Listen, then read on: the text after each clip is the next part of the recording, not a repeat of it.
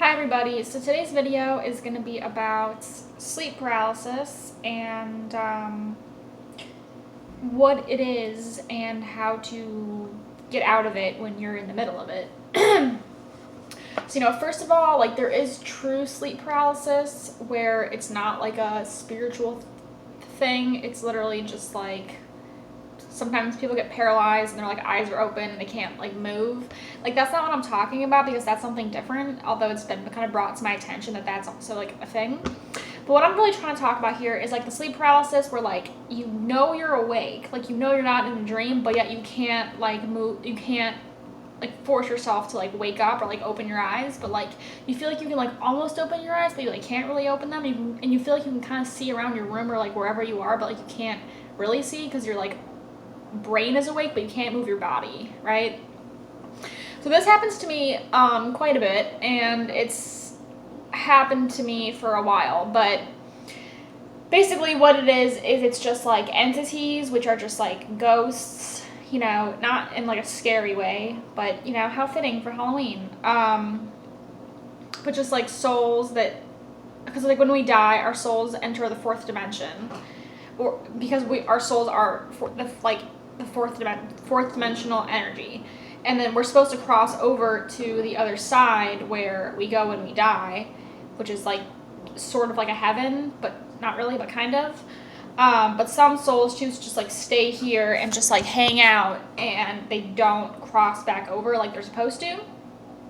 And some of these souls are just lost or confused, but I would say most of them are pretty malicious, and they can't actually hurt you. They can just be really annoying and make you think they can hurt you because they kind of live off of fear, but they really can't. So it's basically the fourth dimensional soul is just kind of holding you down to try to scare you, because that's just how they are. Sometimes they might be trying to get a message across, but I don't care what they have to say because it's never something important, and I only talk to spirits that have already crossed over, because that means that they're doing what they're supposed to do and they're not just sitting around, stealing energy from other people or attaching to them or whatever else entities / ghosts do.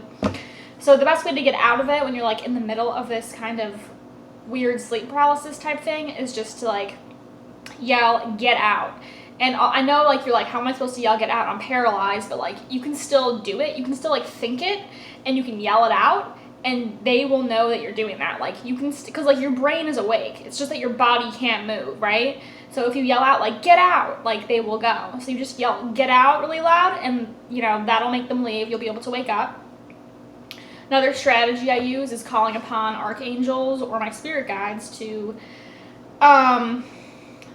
make them leave me alone. So a lot of the times I'll yell insert spirit guide's name, "help," and then instantly I'll wake up, because they're always right there waiting for you, and they're always wanting to help you, but they can't help you without permission.